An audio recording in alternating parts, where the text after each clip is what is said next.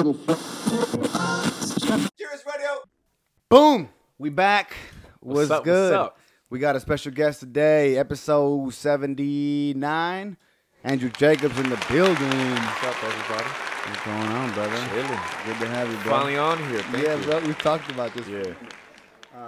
Look, now let's all of a sudden jumps in. I wanted to get you on, bro, because you got a kind of a crazy story, and shit. The other night we were talking about it.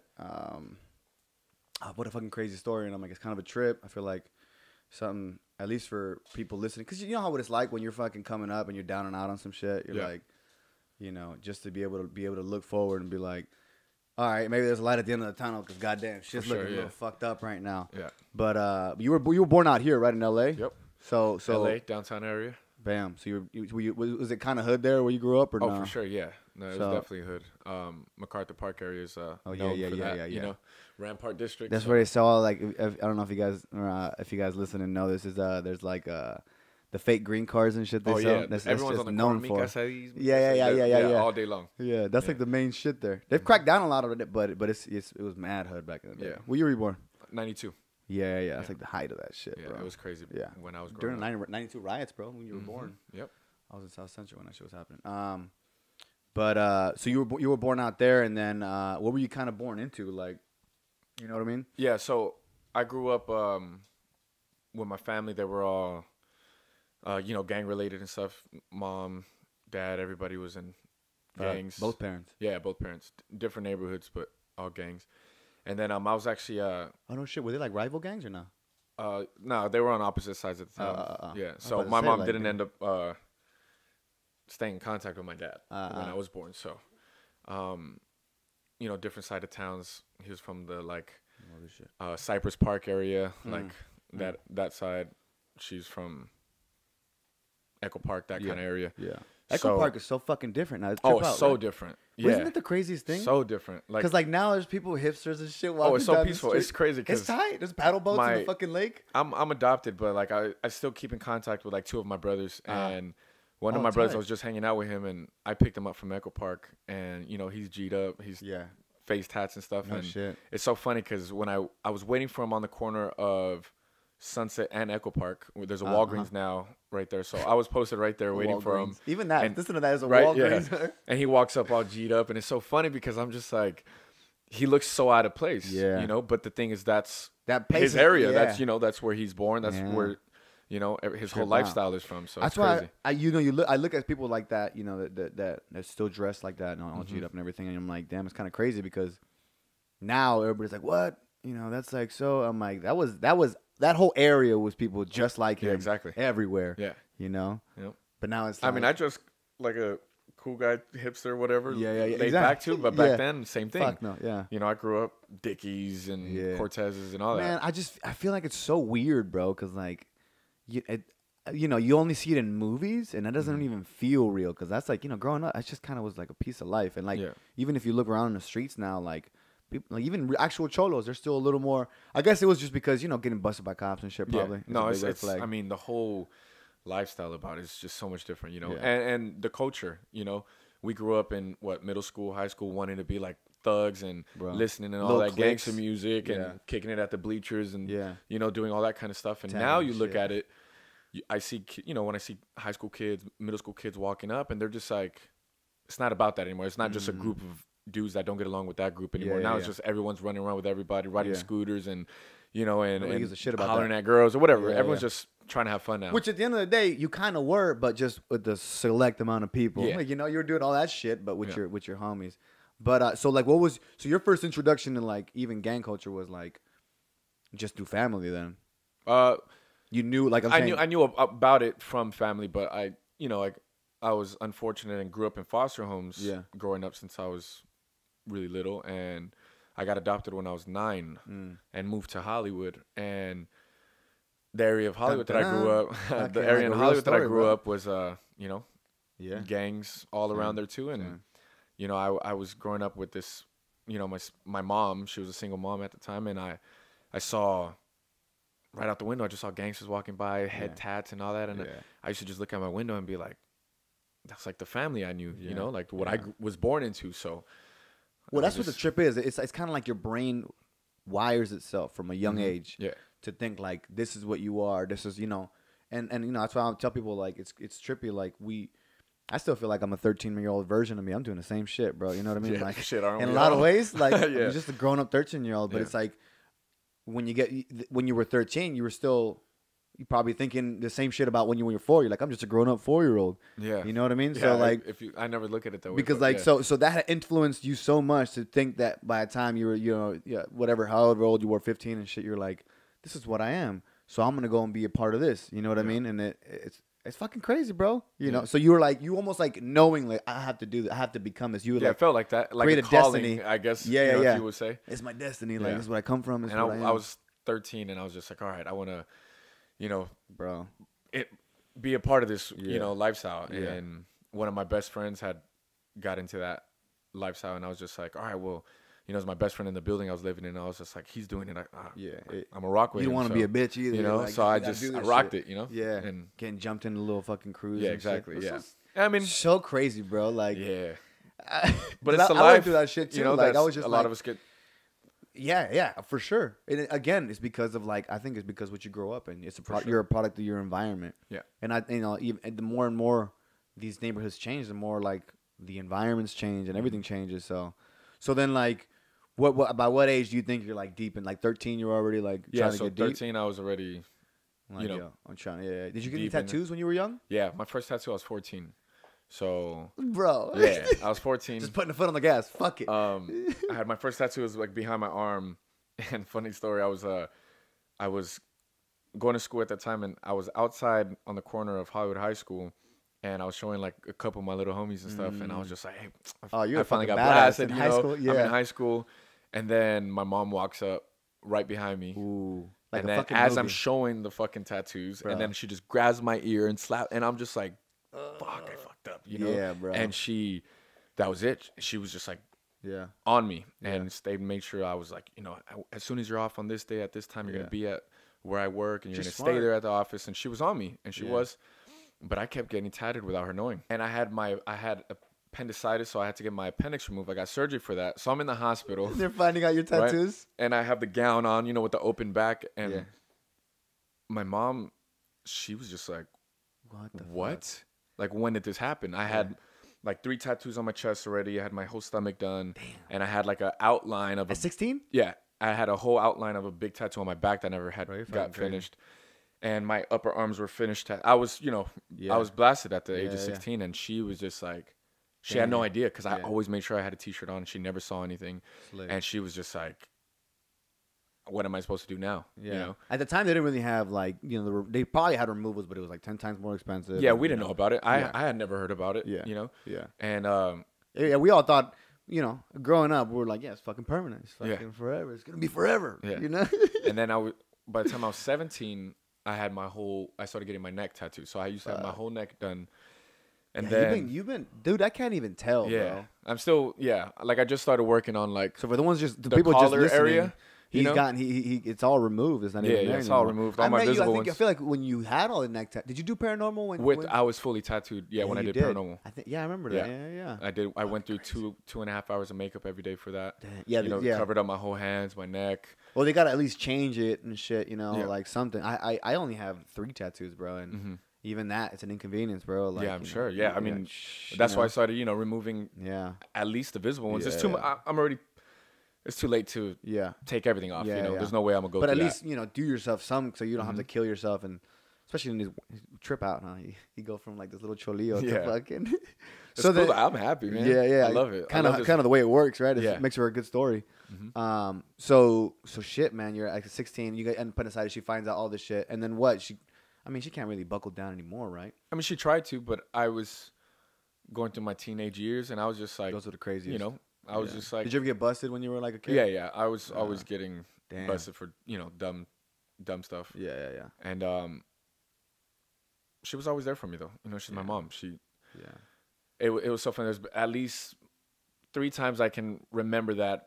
Boom! I got busted on the corner where we live, and I'm getting busted for some dumb shit. And then by the time I'm at the police station, she's already there. Yeah. Like talking to the police, like, what did you love. do? Where you know? And she was always there for me. I always got. Most people aren't that lucky, and I feel no, I feel for like sure, that's probably a reason why you didn't become a statistic, right? Because it's like most people. Yeah, I mean, I know dudes I was growing up with doing even smaller things than I was at the time, you know, and then they're they're in there for 6 months, a year, and I was just like, because their parents didn't know what to do, or and my mom was always there for me, and she used to volunteer like with at the police stations and all those kind of things, so she was just always looking out for me. So where's she at? She's in here in LA or not? Yeah, she lives in Hollywood. Oh, tight. So I'm sure you guys communicate. She's my manager. Yeah. Oh no shit. Yeah. Oh yeah. So you're fucking. So nice. Hell she's yeah. my manager. Yeah, that's a hell of a manager. They always say the manager is the one who cares. I'm like, fuck yeah. In this case, for sure. But shit. So like, what? That's kind of crazy. Like, so you're growing up in this. At what point do you think you get like where you're like, all right, I gotta. Did anything particular? Was something that triggered it? What the fuck was it? For me to change my even life? To start changing. You know what I mean? Like, is there my an son, instance? man. I had no shit. my son. I was 18 years old when he was born, and fuck, bro, you're just doing everything right away, bro. So I was 18 when he was born, and I was just like, you know what?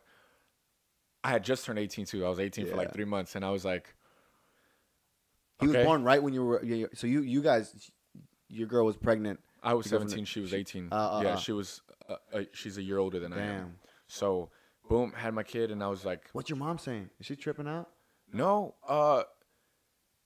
When I had first told her, I'm having a kid. You know, she's pregnant, and my mom was just.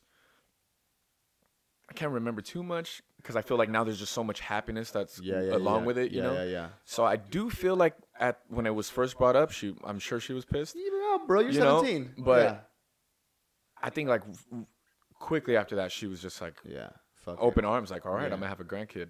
And seems like she's the type of lady who's just kind of like, all right, it is what it is. Let's figure it out. Yeah. You know? Yeah. Like, what are we going to do at this point? She's a ride or die. Yeah. For sure. So, shit, what, like... Was it like, do you think it was a moment or when she was pregnant or what? When was it like the decision? Well, me and her, this was like a big part of our, I knew her since 5th grade, and we went through all middle school together in high school, and we dated in high school, we dated once in middle school, and we always had this really tight bond, and we always, had love for each other. And then it was actually, we had a talk one day, and I had told her, I said, my lifestyle, how I grew up, my family was in gangs, and I wasn't able to be with them because I was taken away by the system. And do you feel like in a lot of ways that was a way for you to try to reconnect with the family that you lost contact with out of your control? You know what I mean? Is in a way made having you feel a kid? No, I mean like being chasing a life in like a gang lifestyle, right?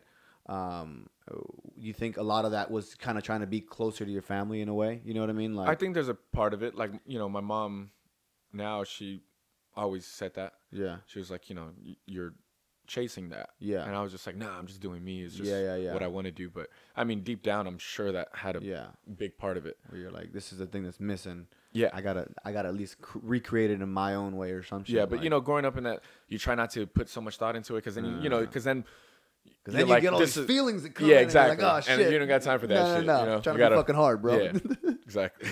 So you meet with your girl, you talk to your girl, and you're like, yo, like, I'm fucking up. Yeah.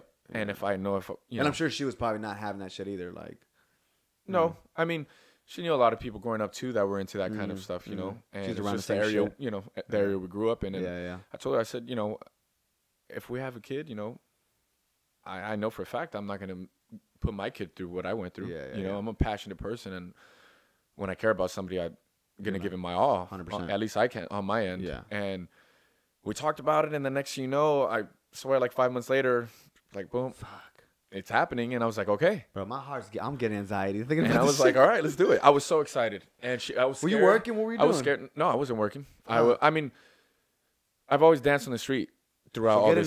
Get into that. When'd you start dancing like in the street? 9. What? On Hollywood Boulevard. How? What was the idea? How'd that even fucking come to your mind? When I moved to Hollywood with my mom, she worked at a tour company out there. She was like the supervisor of them. And there was this one dude dancing by himself, with a hat out, just trying to get some tips. Mm-hmm. And I had loved dancing, since I can remember. Mm-hmm. I loved dancing in front. I watched music videos and copy and stuff. So she went to the guy and she was like, hey, I work right here. My son likes dancing. Can you teach him a few moves? And I'll keep an eye on him. He was like an older cat? Yeah, he was older than I was. Okay, cool. I was 9. He was probably like 19, 20. Okay, cool. Like a kid out there dancing and shit, yeah. And my mom was like, can he hang out with you? Teach him a couple things. And it was like, yeah. So next thing you know, I'm doing this every weekend. Yeah. And I'm sure that probably helped fucking business for him too, bro. You got a little kid and oh, shit for dancing. sure. Yeah. So all the girls probably like, oh shit, he's got a kid. He's got tattoos, but he's a kid. No, I didn't have tattoos yet. Not yet. I know. But as you got older, you fucking did. Sure, and you kept dancing. And we had by the time I was getting tattoos and all that, we had like 10 people with us dancing. Oh shit. So we had like a Would you guys start recruiting? How did that work? No, just people would pass by. Like, you know, if there's there was like a a breaking event in Hollywood somewhere that weekend, there'll be a lot of b-boys. It's kind of crazy. That shit doesn't really happen anymore, right? No. Not as much. You got to like know the culture to like know when it's going on. It happens a lot. Yeah. But if you don't know anybody that's related to that, I feel like back in the day it was just kind of parties and shit. For sure. Know? Yeah, yeah. I get what you're saying. Show up and then like. And so you go to events and get kind of rub shoulders with people and be like, "Yo, I dance." No, I had never gone to the events. I wasn't into that like super b-boy lifestyle. I was just doing shows, trying to make a couple bucks. Oh, but they were coming by. They'll pass by and they'll be like, "Yo, you guys break?" Like, well, I live here. Like, I'll see you guys next week. And then next, it just started building and building, and then this is a movie, bro. It's crazy, man. And that's a lot of the dudes I used to do shows when I was a kid, now they're like doing shows in Venice or Vegas, and everyone's spread apart. Out. And now I got my group of 5 people. We've been rocking with each other for years now, and still doing it, man. I'm still out there. Fuck, bro. So now you and so what? You just fell in love with it right away. You know what I mean? I loved. It's so funny because that's what helped me realize I was like, maybe I could be an actor. Was doing these shows as the years went on. We started building more of a talking to the crowd, learning how to control them. Yeah, now it does. Before it'll be a couple people scattered and maybe throw a buck in a bucket. Now we have learned the shit how to exactly. We're gonna make some noise or whatever the fuck. And you work with the crowd control, and you learn. And I was just like, I'm not gonna lie, I was like, I like the attention. Of course. Girls are smiling at me, and I have people taking pictures from me from Australia, and I just fell in love with that. Exactly. And to me, I'm just a nobody. So this is super dope. Yeah, but to them, they're like, I've been saving up for fucking 4 years to come to Hollywood, and there's some kid on the boulevard who's dancing. Yeah. So I loved it, man, and that's what helped me. Once I had my kid, I was just like, okay, now I got a kid, now I got to. So you're making you're making money off of like dancing and shit. You know what I mean? Like still to this day, that's my income. That's how I pay my bills, man. Think about that shit. It's kind of like you're like, how stand-up comics will do a show and shit. Like, yo, I'm gonna do my act, come and see me, shit. Yeah. And even you, that's the same shit. That's my income. I mean, when I'm lucky enough and I land a acting job, of course, that helps me with a lot more. That helps me that's what helped me get my first car and move into my first place and things like that. But besides that, day-to-day lifestyle, taking care of my kid, take care of myself on an everyday basis was dancing on the streets. You guys always on the same spot, the boulevard, right there? Always. Damn, every weekend. Bro. And that's the thing, too. Like, I always think about it because, like, so many people, every weekend. So it's like, I always tell people, I'm like, not a lot of people that are born from LA are in this industry. Gabe, you, I, like, there's a few of us. We all know each other and shit, but it's like, not a lot of people. Most people have to move here. And I'm like, man, I feel like we have, you know how it is, kind of like, I don't know, at least for me it was like Hollywood seemed like a world away, almost like the idea of Hollywood, you know what I mean? Where you're I grew up 1 block away from Hollywood Boulevard, but you're like, nah, and it's a dream, it's a fantasy, bro. It's crazy. I'm like, I tell people, I'm like, it's kind of the same, like in a lot of ways, we have like a similar point of view. Like, you don't see the homeless people when you think about, Hollywood or whatever. When you're a kid, you're like, oh, Hollywood's fucking, Hollywood's for all the celebrities and this and that, but you're living fucking 15 minutes away or 20 minutes away. Even you're living a block over. Still to this day, I still live in that area. Yeah, it's fucking crazy, man. So you fell in love with it and you start dancing, and then like you just keep. I mean, you're still dancing there every goddamn weekend. And you guys do it. Were you doing like every day or what was it? No, so weekends, and then as time started going on, we started. Once we started getting more of a show together, like a showcase kind of thing, then we were like, all right, summer's packed. Like, let's come every day. Yeah. And then, so when it's like summertime, we gotta spring set up break a for you, bro. Look, this is what we gotta do, bro. This is what we gotta do. We gotta get a fucking merch table out there, bro. Right. I've been talking about that. Right? Yeah. You get a nice, pretty young lady. It ain't gonna be hard to get. Get a nice, pretty young lady based on commission, right? Who could talk to people and shit. You guys are called the damn team, right? Yep. Hashtag the damn team. I know. Once you started talking to me about that, I was like, well, I need to get this done. I'll hit a joint and I'll be like, bro, this is what it is, and I'll just blam. Yeah. I'll dump a bunch of ideas on you. It does take effort, but in a lot of ways, like, it's already your source of income. Why not like maximize that shit? For sure. Yeah. Create your own shit, because people like time to get smart, man. Well, the way I look at it, people are filming you all day. Yeah. If you're wearing your own gear, the damn team, hashtag the damn team, even if they don't tag you nothing, somebody watching that video is gonna see that shit and they'll be like, oh, okay, now they know how to find you. You know what I mean? Control, sure. like, be like, bitch, or even I don't know if you guys have that thing that says your name and everything, right? The little yeah, it's like a little. Yeah, a little thing. But I mean, ever since we came up with that small little idea, yeah, bro. boom, it shot up a lot more. So I can imagine something that looks good. Yeah. But it's kind of crazy. What does that do for you? You think, like even to this day, like, dancing or like the ritual? I'm just saying, even performing like on the weekends. It's what I know and it's what I love. You know, like my best friends. That's what we do. We all do it together. So it's. Even then, you met all them through the Boulevard? Yep, through the Boulevard. Damn. Yeah. Even Tony and all of them? Tony, all of them. That's fucking crazy, bro. See, Tony's been Shout doing out to shows. Tony. What's up, Tony? Tony's been doing shows with me we've been doing like 11 years together. Damn. Yeah. So. You know what's crazy, bro? Because you sit on the Boulevard, you see everything there. Mm-hmm. Like. Everything you can imagine. Bro. Hey, you got in a fight the other day, no? Again? Was that another? Oh, fuck. This motherfucker be fighting all the goddamn time. Yeah, you know. It happens out there. Yeah. You know? It's Hollywood Boulevard. What happened? Because there's a lot of drunk people. There's a lot of crazy people. There's a lot of people who are just looking to fucking throw down. Honestly, most the times I've been in fights out there, you know, my friends have been in fights, you know, that's exactly what's happening. Yeah. You know, we might be doing a show, talking, then you get hecklers. Somebody's and then, an asshole. You know. You're like, hey, bro. Disrespecting. Let me do my hey, shit. Man, yeah, exactly. And then Yeah. they just keep pushing it, pushing it. And then maybe one of us will finally say something smart back. Yeah. And then. They'll just think they're brave and try to take you a know, swing. and they're like, all right, well, there's a big crowd here, so let me. And it's fucked up because now it ruins our show. But now we that, gotta like no girl in that crowd is like, oh my god, I love how that guy broke up the show and ruined the fucking great time. No one wins. Nobody. You ruined the show, you right? Ruined the show. Now we're not making money off that. Now we might have to take a hour, 2 hour break because now cops might show up, and we don't want to get in trouble over. Or even if they do, somebody's getting arrested. It's like, come on, all because you. Or being a fucking chump because we're getting attention and you want attention. You know what I mean? That's really what it always is. Mm-hmm. It's like, hey, bro, why don't you go fucking 20 feet down and start your own show? Yeah. That's all you got to do. Iron Man's over there fucking flexing his tits and shit. You know, Spider-Man's hanging off a motherfucking pole. You do something. That's fucking funny. You know? But shit like that, yeah, on the Boulevard, you must see like some shit. Man, I've seen, I've seen twice somebody like, you know, jump off from the 5th floor of the mall. What? Twice, like in our face, dead. I've seen. What? So they just commit suicide. Yeah. From right there, the Kodak. Exactly, right on top, and they jump from that rail that comes across. Once I've seen one that goes across from on top. Oh my god! And then the second time I saw was from the food courts on the. Yeah, right there. So. Fuck. That'll ruin the show for sure. Seen more than. Enough fights than you can imagine. You know, of course. Even I used to party out there all the time. Remember that? I mean, I'll shout out a couple. This will show my age. I'll shout out a couple clubs that fucking pretty sure they shut down because of the shootings. Fucking, you remember Cress? Cress, yep, right there on Hollywood Boulevard in Whitley. Still closed. Yep, still shut down. Yeah, somebody got shot there, or somebody got killed. I think there.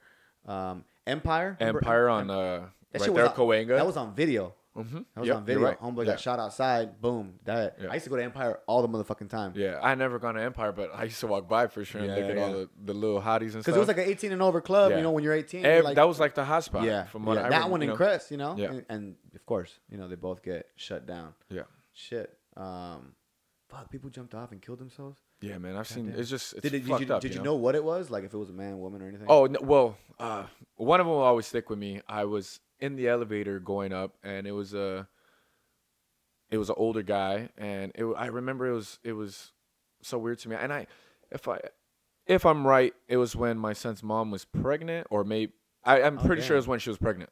So we're going up to the elevator. She's going to the restroom, and then this guy's in the elevator with us, and then he's just like, you know, just looking at me, and he goes, "How you doing, man?" Like, how old do you think? Like 40, 50? 50, you know, and he's looking at me. He's like, "How you doing?" And I was like, "Oh, I'm good, man. Thanks." Yeah. And you know, it's in Hollywood, so you try not to talk to too many strangers, especially when they look a little down and out. There's a lot of weird people there. So I was just trying to mind my own business, you know, and I'm just like, "Oh, all right, cool, man." Yeah. And then he was just like, "You enjoy yourself, all right?" And then I was like, "Oh, thank you, man. You too." And he was like, "All right, for sure, man. Like, God bless you." And I was like, "For sure, man. God bless you too." You know, I'm just whatever. Cool. I'm like, "Yeah, trying to end it. For sure. Thank you, man." Thanks. And then I got out the elevator on the 3rd floor, went to the restroom, and then I'm waiting for her. I'm in the little patio where there's all the food court. Mm-hmm. I'm waiting for her. She finally was walking out, And he went up to the 4th floor, and then all I hear is this lady scream. She goes, ah. So I'm like, I'm running to see what happens. And sure enough, I just look over, and then I just see something, a figure just real fast fall, and I just hear, bah, land in the bottom of, you know, where the Dolby Theater, it was Kodak Theater at that time, I think. I think it's Kodak. Well, I don't know what. It's Dolby now, yeah. So, boom, he lands, and then I look over, and sure enough, it's that dude. And I was like, damn. Were we the last people he talked to, you know? And for a minute, I was just like, it kind of fucked with me. I was like, yeah, fuck yeah. What do you mean? He jumped. The guy killed himself and he talked to you. He's like, and I was like, and then it hit me. I was like, that's why he was so like just looking at me like, oh my God. Are you having a good day? Like, okay, make sure you have a good day, man. Like, enjoy yourself. And I was just like, okay, yeah, sure, man. Thank you. I appreciate it. And then it's obviously he was going through something, obviously. And damn. Yeah, it was fucked up. To the dude. Yeah, so. Bro, how long ago was that? Oh, you were at 17. Probably yeah, 10, my 12 son. Years ago? If I was correct and she was pregnant, this is 8 years ago. So it's been a while. Yeah, that one, that was the first one I had ever seen. Yeah. Yeah. And then I saw a third one. He didn't die though. This only happened recently, like he fucked himself up 5 months ago or something. 5-6 months ago.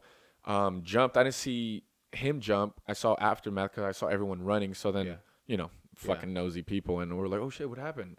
Go, and then I saw the dude laying down, and he was just like moving, and then everyone was like aiding to him, and. Was there blood or anything? No, there was no blood. What's crazy too, even the first guy that I saw when he landed, he was laying on his back, and there was absolutely no blood. You know, the first dude, like his eyes were rolled all the way back. Yeah. But same thing with the second guy. Just a crack in your head. Maybe I don't know. Second guy, there was no not second, third person I had seen, there was no blood, but he was alive still, and. The ambulance came, everybody, the police shut it all down, and they grabbed him. Up. And I mean, I never wanted to look into it and be like, oh, guy jumped. I want to read into it. I don't, you know. Yeah. It's a tragic thing to watch. But I mean, imagine how fucked up. You're jumping from the 4th floor, you know? For sure broke the fuck out of your back. Mm-hmm. You know? I mean, you know whatever. Land on he's shattering everything, you know? You fucking he's fucked. Up. Yeah. And it's like you want, I guess, I don't know if he wanted to die or I don't know what it was. And then now he's got to live life. In an incapacitated way, and you got to recover. Like that sucks, you know, on so many levels. And you know, I mean, we don't know what they're going through when they're doing that, and it's just like, you know, it's all coming to light right now. Have you seen that mural on? I think it's on Vine. It's Mac Miller, Anthony Bourdain, and Amy Winehouse. Yeah, yep. It's sick. Yeah, it's really Vine, right? I think it's Vine. No, it's on Highland. Yeah. I saw it today. Yeah. It's like next to a restaurant, but I'm like, a lot of people, man, a lot of people. You know, I wish. We can save everybody, but you know, I just wonder. Can't. I don't know. Something's happening. I don't know what it is, but something's happening. So you've seen all this crazy shit, and then at one point, are you like, fuck it, I'm gonna try it. I'm gonna go act. I'm gonna do this or I'm gonna do that. You know?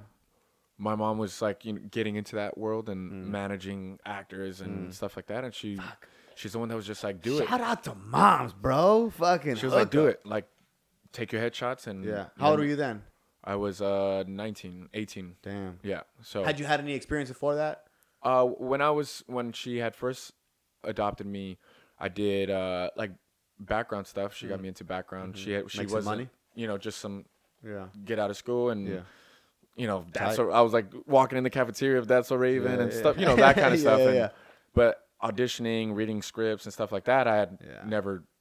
Do you think like dancing, like at all, did anything for you for the audition process? Yeah, it made me be able to stand in a room and just be comfortable with a stranger and that's not the biggest motherfucking fear, you know.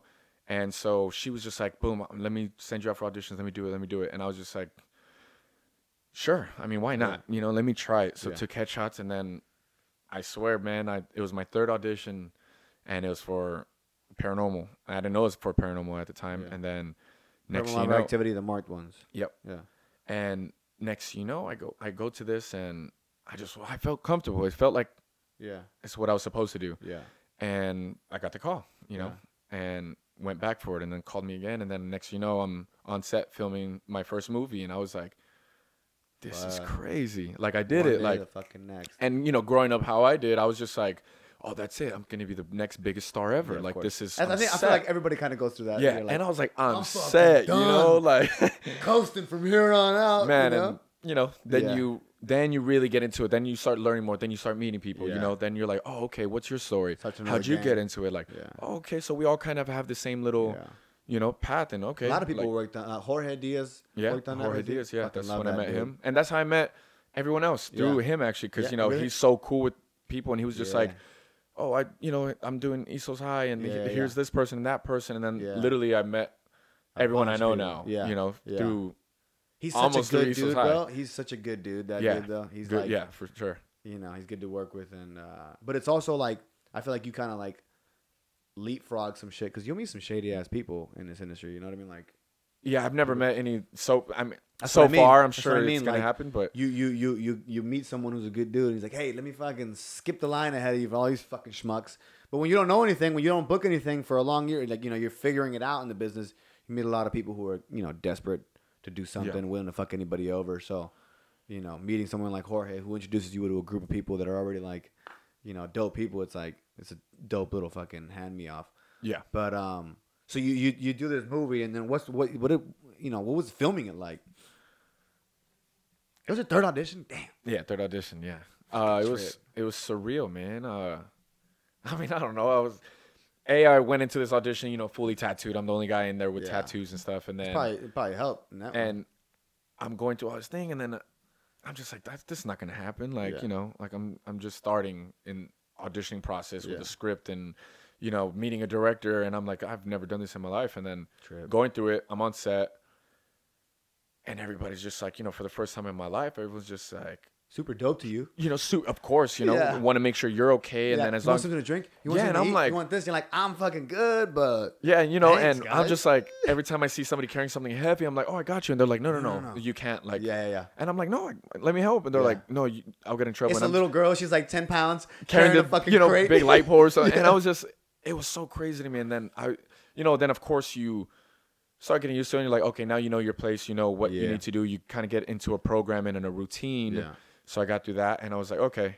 And I was still all the time like asking, you know, my co-stars, my co-workers, I'm like, hey, so like normally what's your process? Like, you know, I saw, you know, certain actors, like, you know, to get into scenes, they're like listening to something, and they're sitting there getting into it. And I'm just like, oh, maybe I should try that. Let me, you know, and I learned so much from everybody there, you know, took some stuff, took some from everybody. And I like to pick people's path. brain the same way, because I'm like, some shit, you know, might work for them, but some shit might not. But what does, I'm like, cool, I'll take this and I'll fucking take that. And, you know, you figure out your process, because it is a discovery process. Like, you don't really fucking know. And every project's a little bit different. Some shit, like some require some other shit out of you, you know? Yeah. But, so you do this film, and then it comes out, and I'm sure it was a big fucking thing. Yeah. You know? Yeah. Wait, what was the premiere? Did you do the premiere here in LA? Yeah, we did it at the ArcLight. Sick. Yeah. So one on Sunset? Sunset, yep.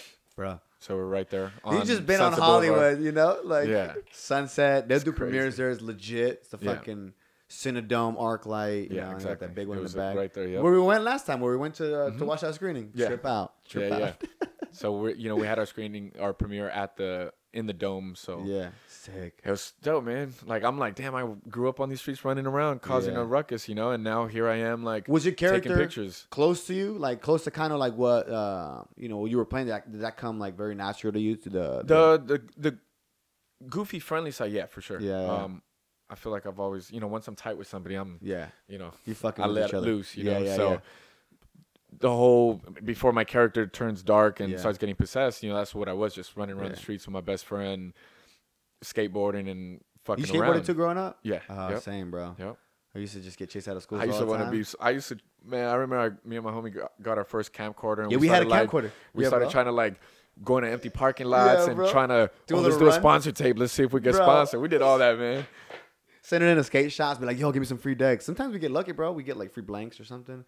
But it's like, that was a dream, bro. I was like, I want to grow up and that was my dream. I wanted to grow up and be a skater. Like, fuck. I used to watch all those, like, you know, skate videos, ice cream skate teams, stuff. And, you know, all that, man. Ryan Sheckler. Like, I used to love all that. So it's like some pro skaters used to go to the high school we used to go skate at and be like, yo, Chad Muska was there on Saturday or whatever. But cops would show up, you know, like, because you'd break into schools and shit to skate. Man, that shit was another thing. Like, we get chased everywhere. We get chased out of everywhere, bro. That shit was kind of crazy.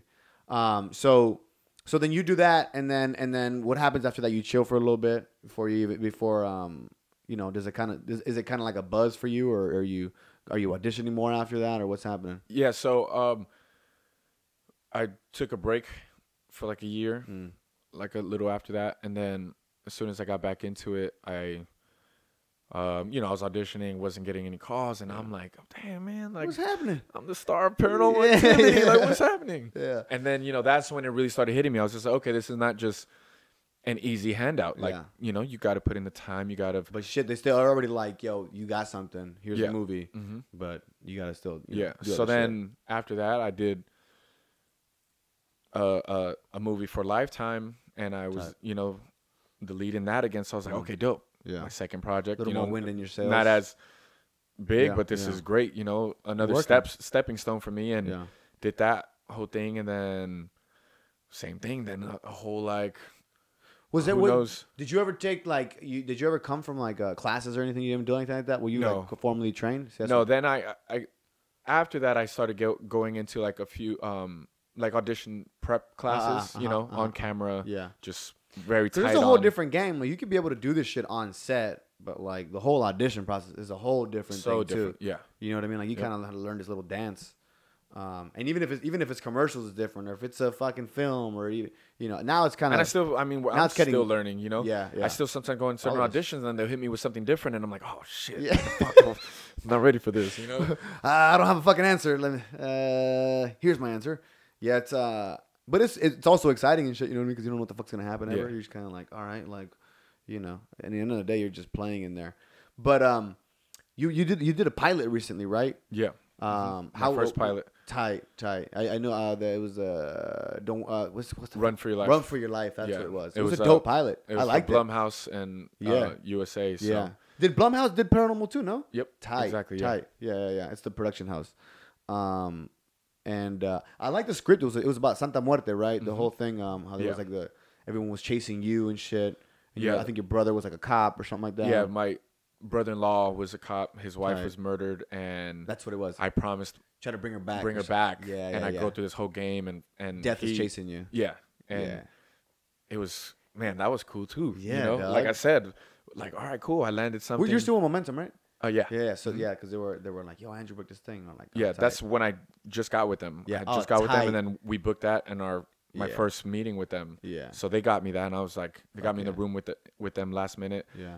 Did my thing. And they were having trouble finding that role. A lot of people. That's what they had told me, that they were for a while. So then when they finally I called them and I was like, hey, I'm looking for representation, and I met you guys before, and can we do this? And they're like, all right, cool.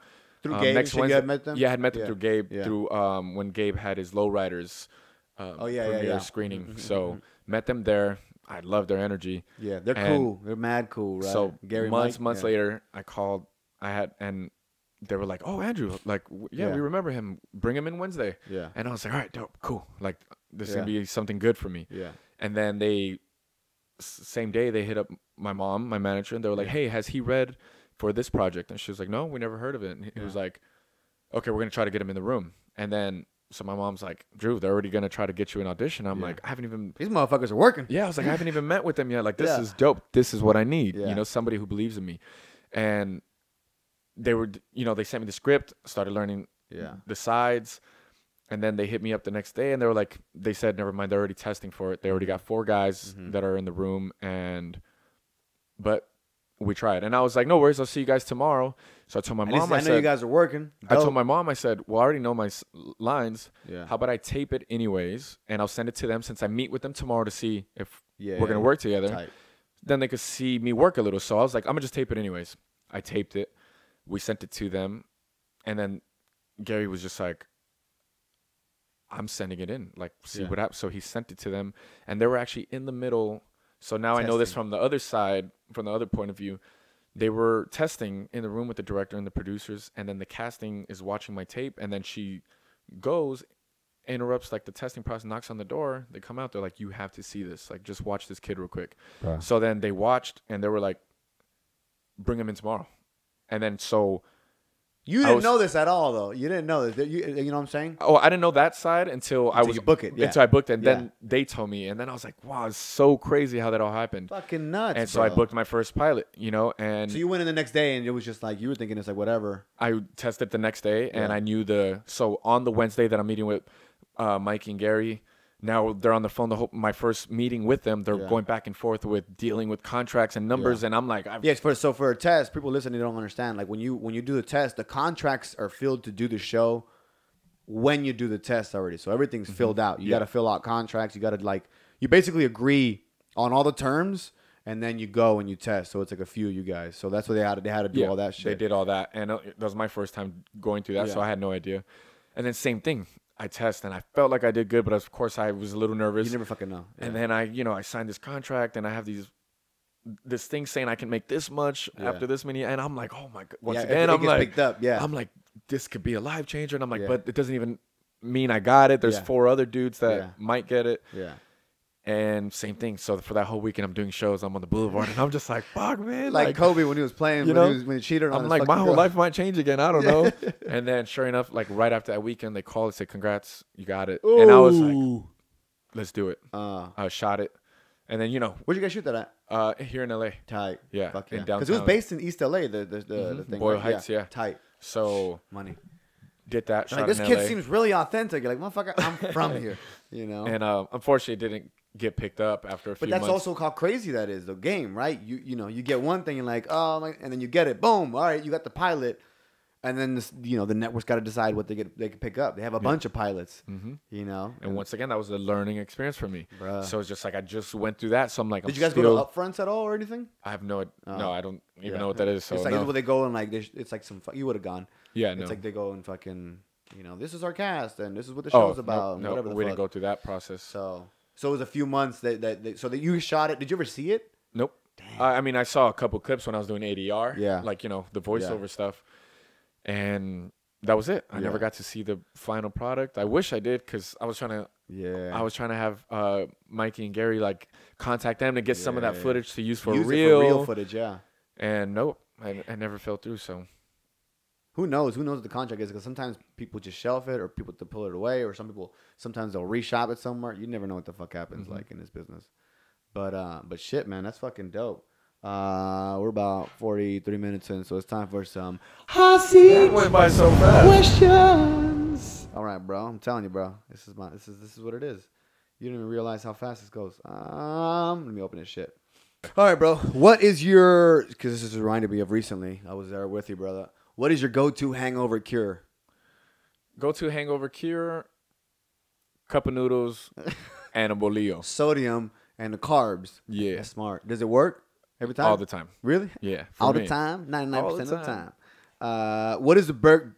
Say you're walking down the street, right? Or you're not even walking. You're single, right? Say, for example, you're single. You're walking down the street, right? Meet a girl. And she's a 10 out of 10, right? For you, checks off the boxes. What is the biggest turn off when you meet a girl who has aesthetically the 10 out of 10? You know what I mean? Like physically, it's already all there. Okay. What's the biggest turn off for you? If it's a girl with a dime? Like, what ruins it for you? Am I talking to her? I'm just looking at her. Talking to her. Talking to her. Everything. It's just the way she carries herself. You know, she's like, I'm just like, no. I know what you mean, bro. I like, the cool. Because I can be crazy in a little while, so I like balance with everything, I like somebody who I'm like, okay, if this fucking thing goes for the distance, then I need somebody to balance me out and not just some crazy party animal. Yeah.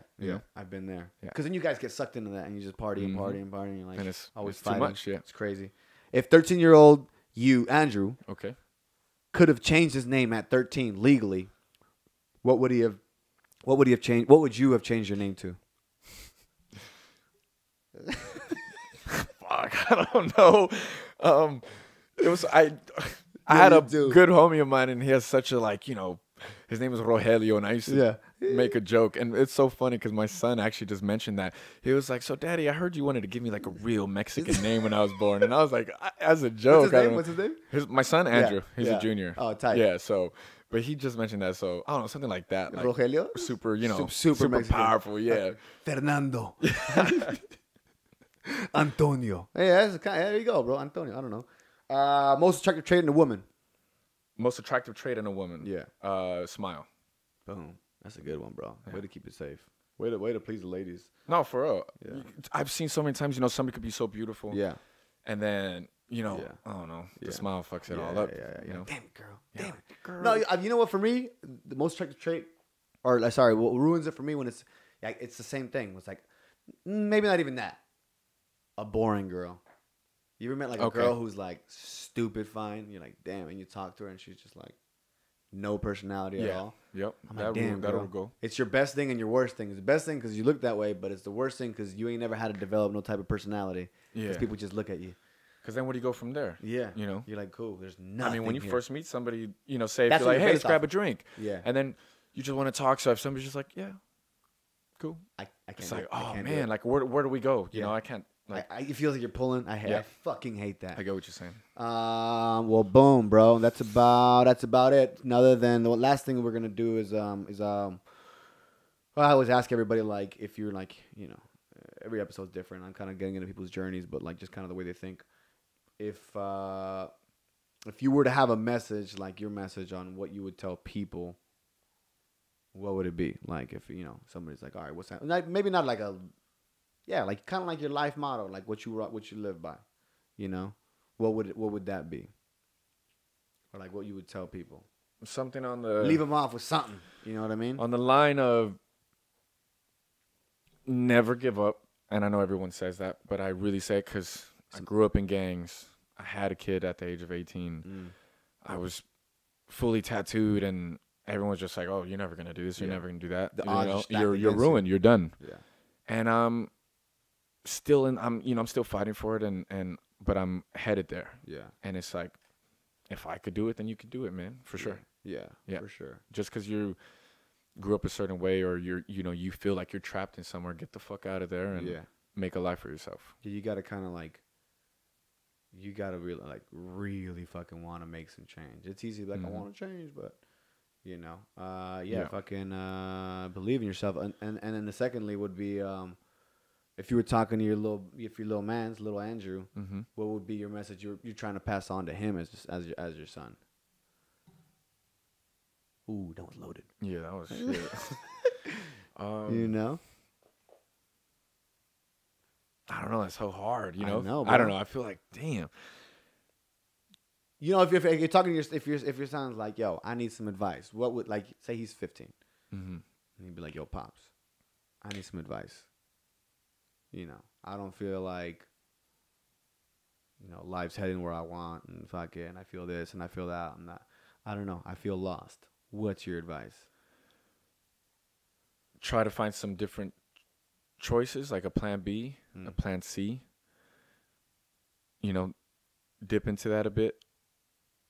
But if you believe in something, then just go all the way.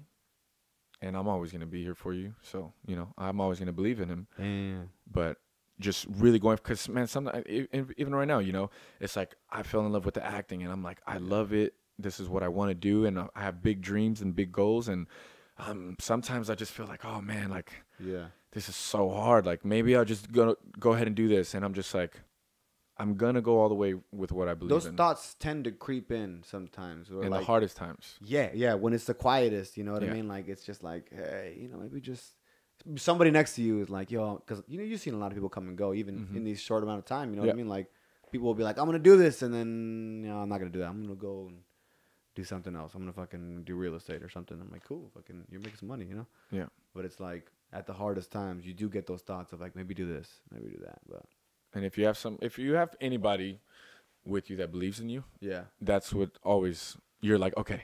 Because if you're on your own and nobody, you know, if you have homies or whatever, and they're just like, fuck it, bro, just let it go. Then get a job with me or do this or do that. Then I mean, you're like, all right, I'm giving it up. And but if you have that one person and they're just like, you got it, I believe in you, just keep going. That's why it's important to be like your circle. You know what I mean? Like, I feel like it's super important to keep people in your circle that not only want to see you win, but also are like gonna fucking push you to win and be like, yo, you should do this. Like, yo, you should be doing this, or at least like reinforce that shit. Cause it is hard, bro. You know, sometimes you're like, hey, this journey is a long one, is, you know, but like, you know, in the famous words of Nipsey, the marathon continues. You know, that's right. It's a marathon.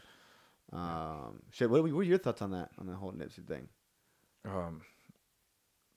It's fucked up. Yeah, bro. You know, and I bet he left such a powerful message for everybody, and I feel like so many people are gonna follow his footsteps, which is, you know, it's a tragic thing that happened, but I feel like that happening to him is gonna change so many people's lives, and because that's directly gang culture too. Yeah, gang culture, and somebody that, you know, gave back to the culture and created so many opportunities for so many people in his, you know, area, and was walking the walk. You know, everybody talks a lot of shit, but he was like went legit to South Central, opened up a store in South Central. Like, that's a sad part where you're like, damn, not him.